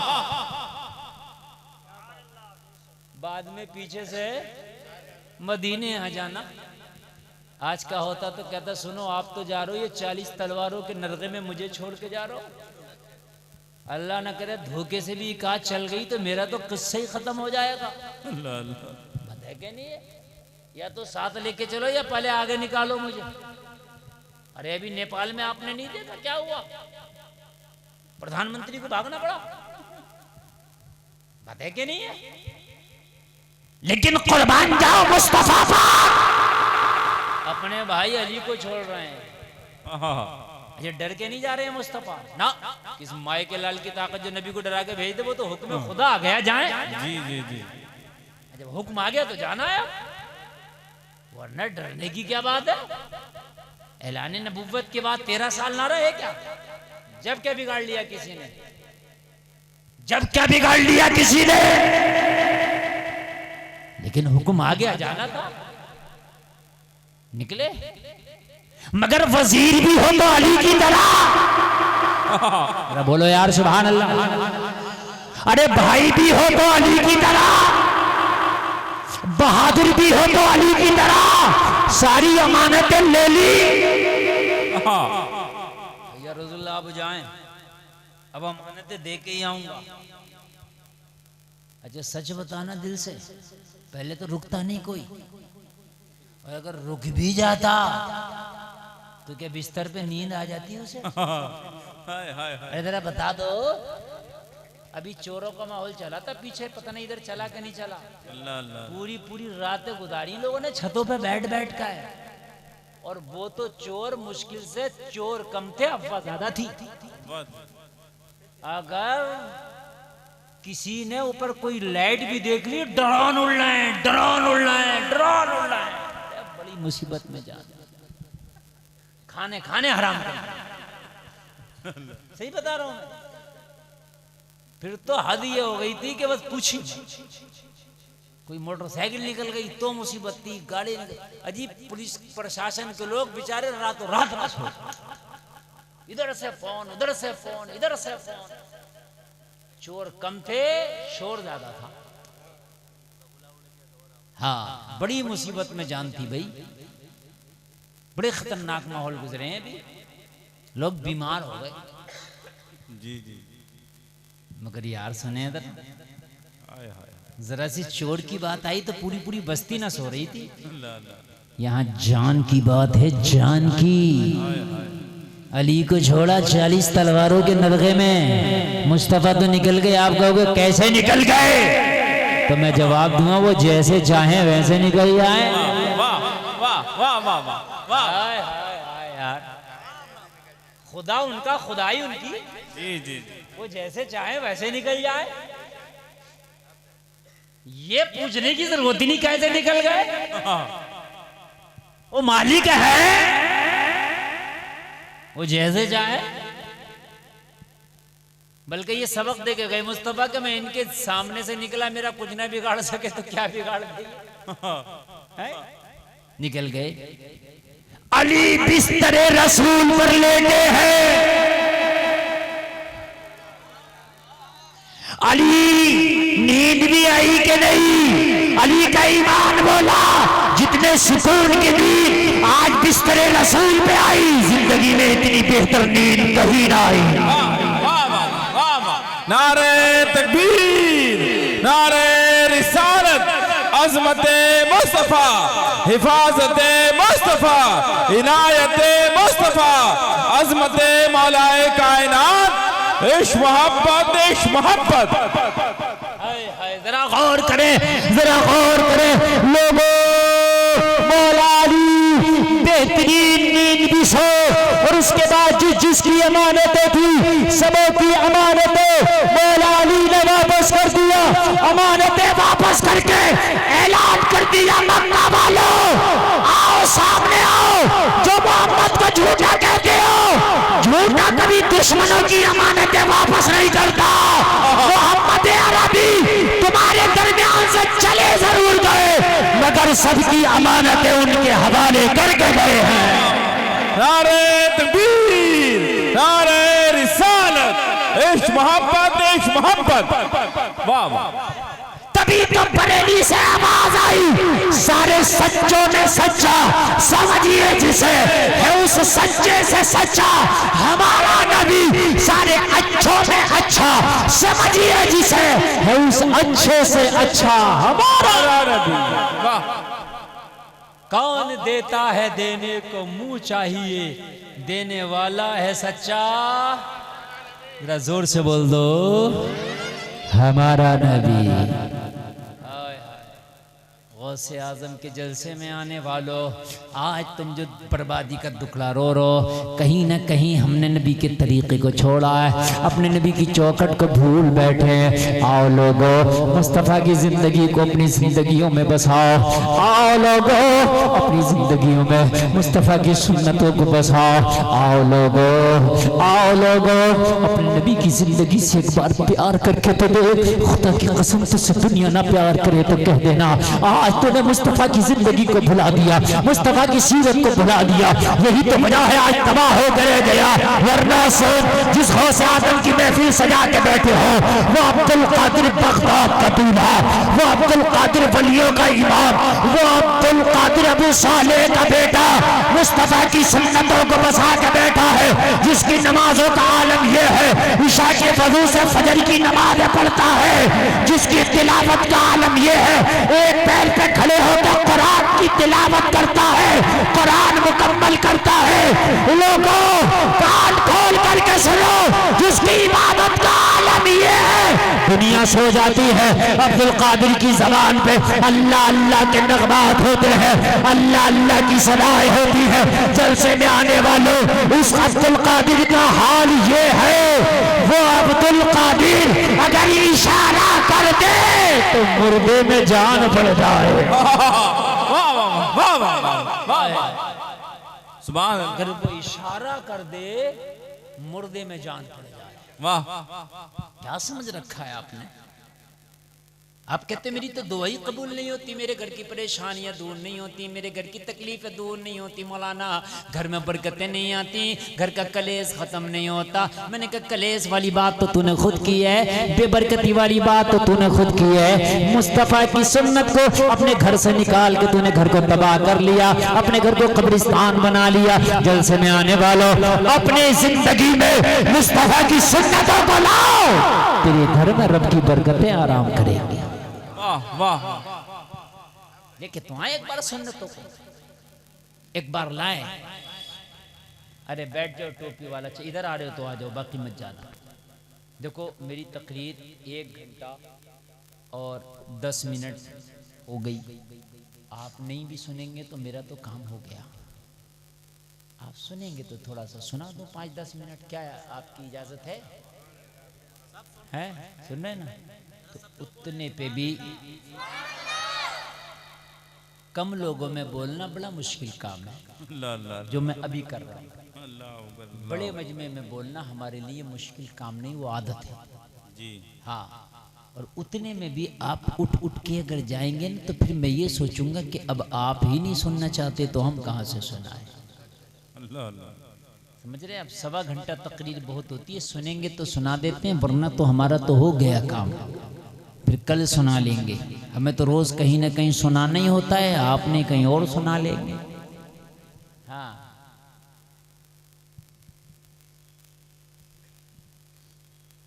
अल्लाह मुस्तफ़ा की जिंदगी को अपनी जिंदगी में लाओ दीवानों मस्तानों, नबी के आशिकों को। और वो गौसे आज़म जिसकी तो 11वीं करता है, जिसके नाम के लंगर करता है, वो जरा गौसे आज़म की जिंदगी देख ले। हाय हाय, जरा जिंदगी देख ले यार, रोंगटे खड़े हो जाएंगे। उस अब्दुल कादिर की एक बार जरा जिंदगी देख ले, उसके तसर्रुफात का आलम देख ले। सरकार गौसे पाक जिनको जिलानी भी कहा गया, सुभान अल्लाह, जिनको बगदादी भी कहा गया, सुभान अल्लाह, जो गौसे समदानी है, कुतुब रब्बानी है, पीर लासानी है, पीराने पीर हैं, दस्तगीर हैं, बड़े पीर हैं, रोशन जमीर हैं। हाय हाय अल्लाह, ऐसे पीर की बात करने लगा हूं यार कि जिसका नाम ले लो ना तो घर से जिन्नात भाग जाए। हाँ, मैं आज ही पढ़ रहा था, मिर्गी की जो बीमारी आती है ना, मिर्गी की, जी जी, सरकार गौसे पाक के शहर बगदाद में चला जाए, मिर्गी की बीमारी से अल्लाह उसे नजात दे देगा। मैं आज ही पढ़ रहा था, शायद कहाँ पढ़ रहा था कि सरकार गौसे पाक के जमाने में किसी शख्स को मिर्गी का मर्ज हो गया।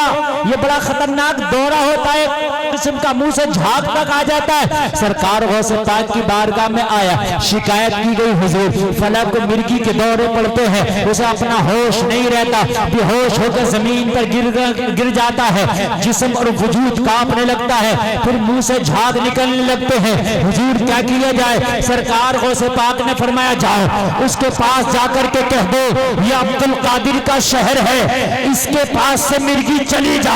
सरकार अब्दुल कादिर का ये पैगाम उस मिर्गी के मरीज तक पहुंचाया, ये शेख अब्दुल कादिर का शहर है, ये मिर्गी का मर्ज यहाँ से चला जा। इतना कहना था उस शख्स से, पूरी जिंदगी के लिए मिर्गी का मर्ज ही खत्म हो गया। और ज़बान अक़दस की बरकत ये है कि आज भी मिर्गी का मरीज अगर चला जाए तो अल्लाह उसकी मिर्गी ही दूर कर देता। नारे तकबीर, नारे रिसालत, फैज़ाने गौसे आज़म, एहसाने गौसे आज़म, गुलामाने गौसे आज़म, फिदायाने गौसे आज़म, इश्क मोहब्बत, इश्क मोहब्बत। ये कहां से मिली गौसे पाक को पावर? कहां से मिली? जरा कभी सोचा आपने? खाली 11वीं का लंगर लुटाने में रह गए। गौस को समझने की भी तो कोशिश की होती। ये समझते हैं कि गौसे आजम से मोहब्बत 11वीं की डेग बना लो, हो गई मोहब्बत। ना, मैं नहीं मानता ये मोहब्बत। ना, मैं नहीं मानता कि जो ज्यादा खाना बना ले बारातियों के लिए वो मोहब्बत करता। ऐसा नहीं है। जलसे में आने वालों, अब्दुल कादिर की मोहब्बत का मतलब है अब्दुल कादिर को समझना। जी जी, उनकी जिंदगी को समझे। मैं आपसे मोहब्बत करता हूं तो मैं आपको पढ़ूं, समझूं। ये कौन सी मोहब्बत है? मैं आपको समझ नहीं रहा, खाली डेग का नाम मोहब्बत है। सरकार गौसे पाक की जिंदगी पे अमल ना करो। आप पूरी जिंदगी डेगे लुटाते रहो, किसी काम की नहीं। जिंदगी को समझो। गौसे आदम के बाप का हाल यह है कि अगर सेब खा लें तो उसके चक्कर में 12 साल तक बाग रखाएं ताकि माफ हो जाए। अल्लाह अल्लाह। हमने तो लोगों के डकार गए, किसी का गन्ना खा लिया, किसी की मिर्चें ले आए, किसी का पैसा, किसी का कुछ डकार गए, माफी तक नहीं मांग रहे हैं आज तक। अगर किसी ने ईख बो दी 1 एकड़ तो मेरा भाई गांव के करीब है तो 2 बीघा गन्ना तो यूं ही खा गए। हाँ, अरे भाई 1 एकड़ बोई थी, ये कम कैसे हो गई? काम वाला खा गए। मैंने कहा कौन खा गए? कहा मुसलमान। वो कह रहे मौलाना बरकत नहीं हो रही। मैंने कहा तुझे शर्म नहीं आती? उस पड़ोसी की ईख के गन्ने खाता फिर रहा और कहता बरकत नहीं होती। बरकते के डकैतों के घर आती है, बरकते के चोरों के घर आती है, बरकते के बेईमानों के घर आती है, बरकत ईमानदारों के घर आती हैं। गौसे आदम के अब्बा ने तो सेब खा लिया, बहता हुआ। 12 साल तक माफी के चक्कर में बाग रखाया। हाँ, और जैसे भी हुआ का सेब माफ कीजिए मुझे, मैं इस तरह की जिंदगी नहीं गुजार सकता। जब बाप इतना पवित्र हो तो उसकी औलाद अब्दुल कादिर बन के पैदा होती है। जब बाप अबू साले हो तो बेटा अब्दुल कादिर होता है। ऐसे नहीं बन जाते अब्दुल कादिर ना। ऐसे तो नशेड़िए, पतंगबाज, कबूतरबाज, बग्गीबाज, ताशबाज, टपोरी, छपरी ये पैदा हो रहे हैं। नहीं, मेरी गलत बात हो तो बताएं आप। सब ये पैदा हो रहे हैं। अच्छा कारी कुरान, बेहतरीन नमाजी, सच्चा, अकीदे का पक्का, दयानतदार, अमानतदार, ईमानदार कहाँ पैदा हो रहे हैं? कहाँ मिल रहे हैं? हराम हो हलाल हो लुकमा जाए, कहाँ मिल रहे हैं? सरकार गौसे पाक से तो पूछ, जिसके बाप ने एक बहता हुआ सेब खा के 12 साल तक उसके बदले में बाग रखा के बताया कि हराम के लुकमे अगर हलक के नीचे जाएंगे तो फिर नस्लें अब्दुल कादिर की गुलाम बन के पैदा नहीं होंगी, हराम खोर पैदा होंगी। और अगर हलाल के लुकमे हलक से नीचे जाएंगे ना तो तेरी नस्ल में अगर कोई अब्दुल कादिर भी पैदा ना हो सका तो गुलाम अब्दुल कादिर जरूर पैदा हो जाएगा।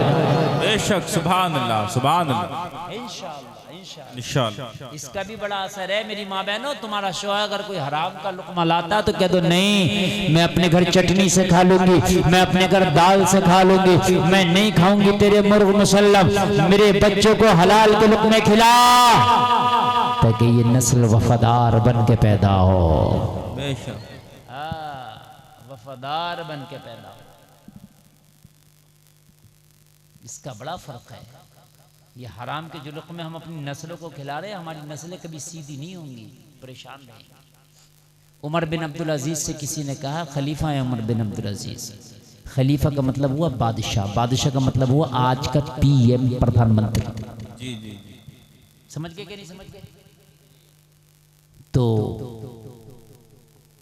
इसके जो बच्चे थे ना खलीफा के, उमर बिन अब्दुल अजीज के, इसके बच्चों के लिबास पुराने और फटे हुए थे, और वक्त का खलीफा है, पीएम है, वक्त का पीएम, और बच्चों का लिबास क्या है? फटा हुआ। और इसी फटे हुए लिबास का मौसम चल रहा था, ईद आ गई। हाय हाय, ईद पे तो गरीबों के बच्चों को भी नया लिबास मिल जाता है। जी गलत तो नहीं है ना मेरी बात? साल में एक बार सही, लेकिन गरीब भी अपने बच्चों को नया लिबास दे देता है। लेकिन ईद का मौका आ गया, उमर बिन अब्दुल अजीज के बच्चों पर फटा हुआ लिबास, पुराना लिबास, बहमन ज़दा लिबास। उमर बिन अब्दुल अजीज की बीवी ने कहा, ओ खलीफा, जब नमाज ईद पढ़ने ईदगाह में शहर के बच्चे जाएंगे तो तेरे बच्चों का लिबास सबसे बोसीदा होगा, कहीं तेरे बच्चे एहसास कमतरी का शिकार ना हो जाए, तेरे बच्चों का कहीं मजाक ना उड़ाया जाए। खुदारा इतना तो अपने बच्चों पर रहम कर कि साल में इन्हें कभी कपड़े नहीं बनाता, लेकिन ईद का मौसम है, अपने बच्चों की खुशी के लिए ईद में तो कपड़े बना दे ताकि तेरे बच्चों का दिल ना टूटे। तो उसने कहा था अपनी बेगम से, सुन, मेरी तनख्वाह इतनी है, या तो घर का खर्चा चल सकता है या बच्चे का कपड़ा बन सकता है, दोनों काम नहीं हो सकता। ला ला यार हमें गद्दार कहा जाता है। मुसलमानों, अपने असलाफ की तारीख तो पढ़ो। जो तुम्हें गद्दार कहे ना तो कह देना उमर बिन अब्दुल अजीज की तारीख भी पढ़ ले यार एक बार। अगर अल्लाह ने तुझे जर्रा बराबर भी शर्म दी होगी तो खुदा की कसम शर्म हया करेगा, हमें गद्दार ना कहेगा। उमर बिन अब्दुल अजीज ने कहा, मेरी शरीक हयात, मेरी बेगम, मेरी जो तनख्वाह मिलती है बैतुल माल से, मुझे जो तनख्वाह मिलती है इतनी है, या तो एक महीने का खर्चा चल सकता है, और या खर्चा रोको तो फिर बच्चों का कपड़ा बन सकता है।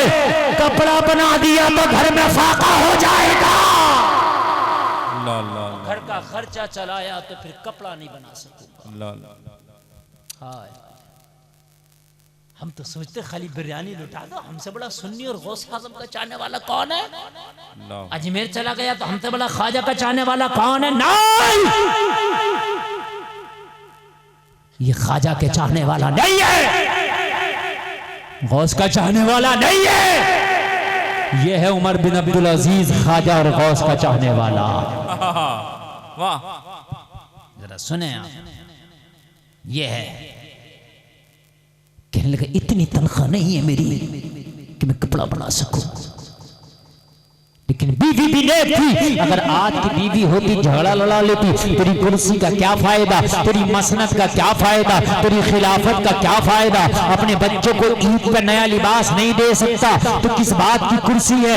इस कुर्सी से इस्तीफा क्यों नहीं दे देता? इस मसनद, इस ओहदे से इस्तीफा क्यों नहीं दे देता?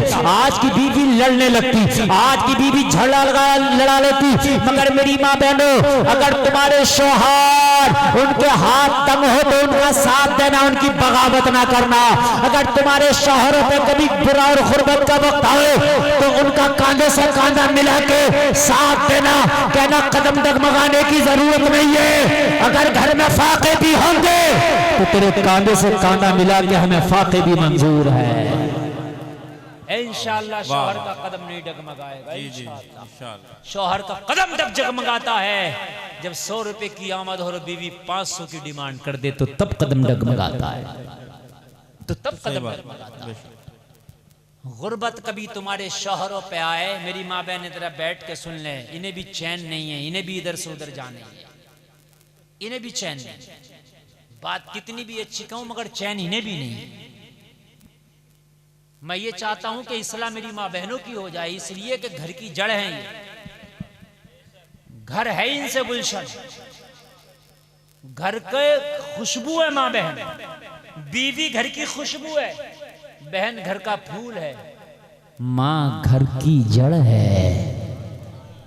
जरा सुभान अल्लाह कह दो। बेटी इस बाग का फल है। सुभान अल्लाह। मेरी बहनों, अगर तुम्हारे शौहरों पे कभी कमजोर वक्त आए ना तो उन्हें ताने ना देना खुदारा।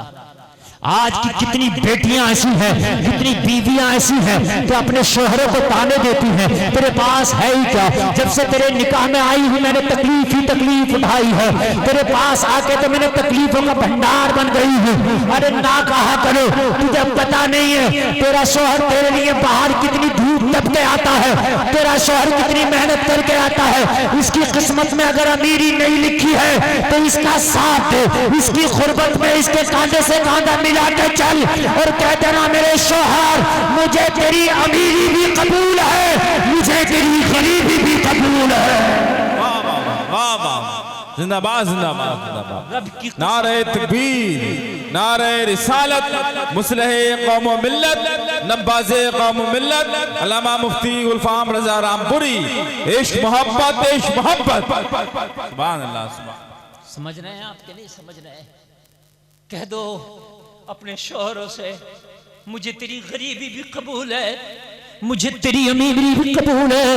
और शौहरों को ताने देने वाली मेरी बहनों कान खोल के सुनो, शायद अगर तुमने आज ये जुमले कह दिए तेरी गरीबी भी कबूल है, तेरी अमीरी भी कबूल है, तो मुझे रब की रहमत से उम्मीद है कल मैदाने महशर में हो सकता है खुदा की रहमत पुकार के कह दे, ओ मेरी बंदी तूने अपने शौहर को हर हाल में निभाया था, मुझे आज तेरी गुनाहगारी भी मंजूर, तेरी बेवकूफी भी मंजूर है। जा मेरी रहमत ने तुझे बख्श दिया है। वाह वाह, क्या बात, जिंदाबाद। मेरी रहमत ने तेरे गुनाहों पर पर्दे डाले, जिंदाबाद। मेरी रहमत ने तेरे गुनाहों पर पर्दे डाले। जा मेरी रहमत ने तुझे जन्नत अता कर दी। हो सकता है कि रब की रहमत को जोश आ जाए। जुबैदा खातून ना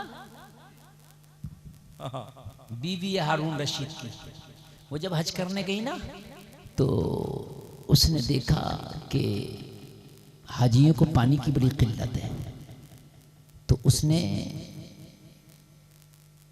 बहुत लंबी नहर बनवा दी, खुदवाई। वो आज भी है वो नहर, नहर जुबैदा। वो हजारों किलोमीटर है, हजारों किलोमीटर खुदवाई उसने। कितना पैसा लगा हुआ उस टाइम। जब मैनेजर उसके पास वो सारे कागज लाया कि नहर की खुदाई में जो खर्च आया जुबैदा वो ये है, तो उसने फाड़ के फेंक दिए सारे कागज। कहा हिसाब नहीं लोगी? कहा इस नहर का मैं हिसाब नहीं लेती, मैंने बेहिसाब ये नहर बनवाई ताकि मैदान महशर में अल्लाह मुझे बेहिसाब बख्श दे। वाह वाह वाह, बेहिसाब बख्श दे मेरा रब मुझे।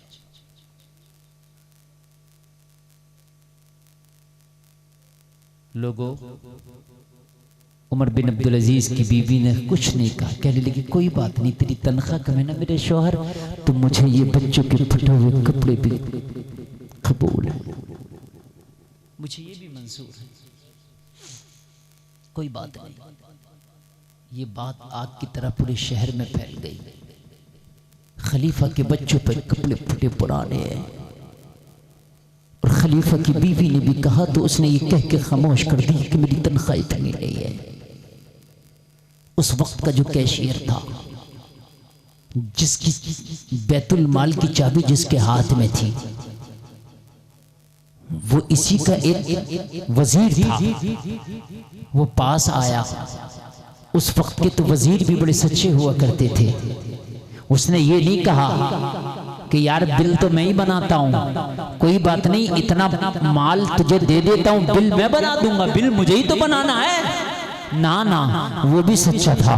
उसने कहा खलीफा मुझे पता है तेरे बच्चों का लिबास पुराना है, मुझे पता है तेरी बीवी ने कहा, लेकिन तूने ये कह के उसे ठंडा कर दिया कि मेरी तनख्वाह इतनी नहीं है। हाँ हाँ, अब उमर बिन अब्दुल अजीज ने कहा तुझे तो पता है ना मेरी तनख्वाह कितनी है, तू खुद ही बता, अगर बच्चों का लिबास इस बार ईद पे बना दिया तो महीने भर मेरे घर का खर्चा कैसे चलेगा। कहने लगा कैशियर हाँ हाँ खलीफा मुझे भी पता है, तनख्वाह मेरे हाथ से दी जाती है सबों को, तुझको भी तनख्वाह मैं अपने हाथ से देता हूँ। अगर वाकई तूने बच्चों का लिबास बना दिया तो तेरे घर का खर्चा ना चलेगा, और अगर तूने खर्चा चलाया तो लिबास ना बनेगा। कहने लगा मेरे पास एक तजवीज है, अगर तू उसे कबूल करे तो मेरा एक मशवरा है। खलीफा उमर बिन अब्दुल अजीज ने कहा चल अपनी तजवीज पेश कर, चल अपना मशवरा पेश कर, हो सकता है कि कबूल कर लिया जाए, अगर लायक होगा कबूल करने के। तो कहने लगा हुजूर मेरा मशवरा ये है कि 1 महीने की तनख्वाह एडवांस ले लो, 1 महीने की तनख्वाह पेशगी ले लो, और उस एडवांस तनख्वाह से अपने बच्चों का कपड़ा बना देना, और हर महीने की तनख्वाह में से थोड़ा थोड़ा कटवाते जाना, हर महीने की तनख्वाह में से थोड़ा थोड़ा उतरवाते जाना। मिसाल के तौर पर अगर तनख्वाह किसी की 30 रुपया है तो हर महीने की तनख्वाह में से 1-1 रुपया कटवाना, तो 30 महीने में तुम्हारा पूरा 30 रुपया कट जाएगा। खलीफा ने कहा ओ कैशियर तेरी बात तो बहुत अच्छी है, तेरा मशवरा तो बहुत मुफीद है, लेकिन एडवांस तनख्वाह बाद में दे, मुझे पहले एडवांस जीने की गारंटी भी दे दे। क्या बात है, क्या बात है, ला ला ला ला ला ला। यार एडवांस गारंटी भी तो दे कि मैं आपको एडवांस तनख्वाह दे रहा हूँ, ये तनख्वाह तुम्हें इतने महीने में उतारना, तो उतने महीने जीने की मुझे गारंटी भी तो दे। सही बात। अगर मैं मर गया तो मेरे गरीब बच्चे कहाँ से उतारेंगे? ला ला। समझ रहे हैं मेरे अजीज? देखो वक्त बढ़ रहा, अब ये मत कहना हजरत आपने तकरीर लंबी कर दी, 1.5 घंटा तकरीर हो गई, खत्म करूं कि बढ़ाऊं? मेरे ऊपर टेंशन नहीं है, आप अगर सुनना चाहते हैं तो मैं बढ़ा दूंगा। हाँ 1.5 घंटा हो गई, सुन ले जरा। खलीफा ने कहा एक माह की तनख्वाह मुझे एडवांस तो देता है, मगर एडवांस जीने की गारंटी भी दे दो। लोगों जरा गौर करो, गौर करो। कैशियर की जबान पे ताले लग गए, गुंगा हो गया, कहने लगा हुजूर अरे आपको जीने की गारंटी कहां से दूं? मुझे खुद अपना पता नहीं कि मैं जी पाऊंगा कि नहीं जी पाऊंगा, मुझे अपने जीने की गारंटी नहीं पता, तो मैं तेरे जीने की गारंटी कहां से दूं? तो कहा अपना मशवरा अपने पास रख ले, अगर जीने की गारंटी नहीं तो फिर ये कर्जा क्यों अपने कांधों पे लेके मरूं? अगर मैं मर गया और मेरे बच्चों ने कर्जा ना उतारा तो फिर ये बता कि महशर में हिसाब कौन देगा? ला ला ला अल्लाह। बता महशर में हिसाब कौन देगा? कौन देगा? फिर बता कौन देगा? हाय हाय हाय यार, हमारे तो असलाफ की तारीख ही है? उमर बिन अब्दुल अजीज का इंतकाल हुआ। आखिरी बात सुन ले, उमर बिन अब्दुल अजीज का इंतकाल हुआ। इंतकाल से पहले उसने लोगों से कहा लोगों जब मेरा इंतकाल हो जाए ना और जब मुझे कब्र में रख दिया जाए तो मेरा चेहरा कफन हटा के देखना। बड़ी प्यारी बात बताने लगा। कहने लगा क्यों? ओ खलीफा तेरा चेहरा कब्र में जाके क्यों कफन हटा के देखें?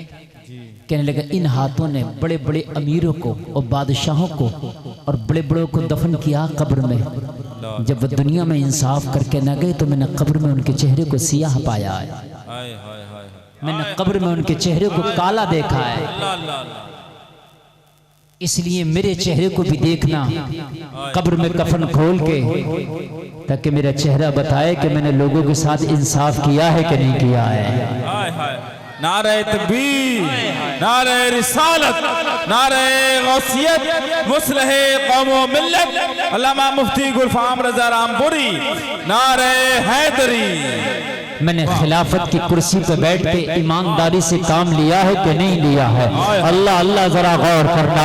खलीफा की ये वसीयत हो गई और लोगों का इंतकाल हो गया, जनाजा तैयार हुआ, नहलाया गया, कफन पहनाया गया, लोगों जनाजा तैयार करके जनाजा पढ़ाया गया, लोग कांधे पर रख के उमर बिन अब्दुल अजीज को उसकी कब्र तक लेकर आए और कब्र तक लाने के बाद कब्र तैयार है, कब्र के पास में लोगों जनाजा रख दिया गया, कब्र में उतारने की तैयारी की जा रही है। वक्त खलीफा को कब्र में उतारने की तैयारी है। उमर बिन अब्दुल अजीज को कब्र में उतारने की तैयारी है। जल्द समय आने वालों दिल के कानों से मेरे ये चंद जुमले सुन लेना। सारे लोगों पे सन्नाटा तारी है। कब्र में रखने के बाद में खलीफा का चेहरा देखा जाएगा। खलीफा की वसीयत के मुताबिक चेहरा देखा जाएगा, ताकि चेहरा बताए कि खिलाफत किस तरह से करके गया है, ताकि चेहरा बताए कितनी दयानतदारी से काम लिया है, ताकि चेहरा बताए कितनी अमानतदारी से काम लिया है, ताकि चेहरा बताए कितनी सच्चाई से काम करके गया है। लोगों अभी चेहरा देख न सके हैं, अभी लोगों जनाजे को कब्र में रख न सके। बड़ी तेज का तूफान आया, बड़ी तेज की घटाएं छाई, लोगों को आपस में अपने आप की खबर न रही, आसपास के लोगों की खबर न रही। बड़ी तेज की हवाएं चली, लोगों बड़ा खौफनाक तूफान था, लेकिन थोड़ी ही देर में तूफान शांत हो गया। जैसे ही तूफान शांत हुआ, किसी ने दाएं देखा, किसी ने बाएं देखा, किसी ने अपने पास वाले को देखा, कितने सलामत हैं, कितने जाये हो गए। लेकिन खुदा का शुक्र था, लोग सलामत थे। कोई जमीन पे गिरा था, खड़ा हो रहा था, कोई अपनी आंखों से गुबार निकाल रहा था। सारे लोग फिर से जमा हो गए और फिर ये अमल आया, फिर ये मामला सामने आया। तो चलो कब्र में रखने का अमल आगे किया जाए, चलो खलीफा को कब्र में रखा जाए। कब्र में रखने के लिए जनाजा उठा नहीं चाहते थे। किसी की नजर खलीफा के जनाजे पे पड़ी। जैसे ही खलीफा के जनाजे पे नजर पड़ी तो क्या देखा कि खलीफा के सीने पर एक कागज का टुकड़ा पड़ा है। कागज का टुकड़ा किसी ने उठाया और जब उस कागज के पुर्जे को खोल के देखा, जैसे में आने वालों हैरत में पड़ जाओगे। उस पर कुछ इबारत लिखी थी, पढ़ने वाले ने बावाज़े बुलंद पढ़ के सुनाया। पता है क्या लिखा था? कहा था, ये लोगों सुनो, इस कागज के पुर्जे पे इबारत लिखी है, ए उमर बिन अब्दुल अजीज, हमने तेरी बख्शिश कर दी है। नारे तकबीर, नारे रिसालत, नारे गौसियत, इश्क मोहब्बत, इश्क मोहब्बत। मेरे अजीज, ये छोटी सी जिंदगी मिली है, इसे नबी की सुन्नतों के आईने में ढाल, है ना। अगर तेरे बूढ़े माँ बाप अल्लाह ने तुझे दिए हैं, इनकी खिदमत कर, इनसे दुआएं ले ले। अगर इनकी दुआएं ना ले सकाना तो कान खोल के सुन ले, सारी दुआएं इन्हीं के वसीले से कबूल होती हैं। शायद क़यामत के दिन तेरे सजदे भी मुंह पे मार दिए जाएं। इनकी दुआएं ले ले, इन्हें राज़ी कर। अगर वालिदैन तुझसे नाराज़ है ना, इनसे माफ़ी मांग ले। मौलवी की दुआ बाद में कबूल होगी, मुफ्ती की दुआ बाद में कबूल होगी, पीर की दुआ बाद में कबूल होगी, पीराने पीर की दुआ बाद में कबूल होगी, वालिदैन की दुआ औलाद के हक़ में पहले कबूल होगी। यही पैगाम मैं तुम्हें देकर जाना चाहता हूँ मेरे अजीज़। इस जलसे का पैगाम ये है कि नबी की सीरत को अपनी ज़िंदगी में बसा लो। शेख अब्दुल कादिर, जो इतना बड़ा नाम है, जिसको पूरी दुनिया जान रही है, जो इमामुल औलिया है, जिनका कदम औलिया की गर्दनों पर है, वो ऐसे नहीं है, वो ऐसे है कि जिंदगी मुकम्मल मुस्तफ़ा की सुन्नतों के सांचे में ढाल के रखी है। पूरी जिंदगी मुस्तफ़ा की सुन्नतों के सांचे में ढाल के रखी है। हमारी तो फजर भी गायब है, हमारी तो इशा भी गायब है, लोगों हमारी तो ज़कात भी गायब है। लोगों में हाथ जोड़ के अपनी ज़िंदगी में मुस्तफ़ा की सुन्नतों को लाओ, अपनी ज़िंदगी में नबी की ज़िंदगी को लाओ। इंशाअल्लाह घरों में बहारें आएंगी, इंशाअल्लाह खुशहालियाँ आएंगी, इंशाअल्लाह तुम्हारा घर गुलशन बन जाएगा, तुम्हारे घर से बेबरकती दूर हो जाएगी, तुम्हारी ज़िंदगी खुशगवार हो जाएगी। सलामत रखे। मेरे कहने में आपके सुनने में कोई ख़ता हुई मैं तौबा करता हूँ, मेरा मौला माफ़ फरमाए। और बड़ा अच्छा शायर एक लहजा बैठा, नवाब रज़ा रामपुरी, इनको दुनिया जानती है और इनका एक कलाम होना है, मेरी भी ख्वाहिश है। आज मैं इन्हें खुद पकड़ कर लाया हूँ, ये आसान हाथ नहीं आते हैं, और जब ये आई गए हैं तो इनका एक कलाम सुनेंगे। आप बताइए, अरे बोलो, सुनेंगे? और इंशाअल्लाह मनक़बत गौसे आज़म ये सुनाएंगे। इस्लाम जिंदाबाद, व मा अलैना इल्लल बलाग। अस्सलामु अलैकुम।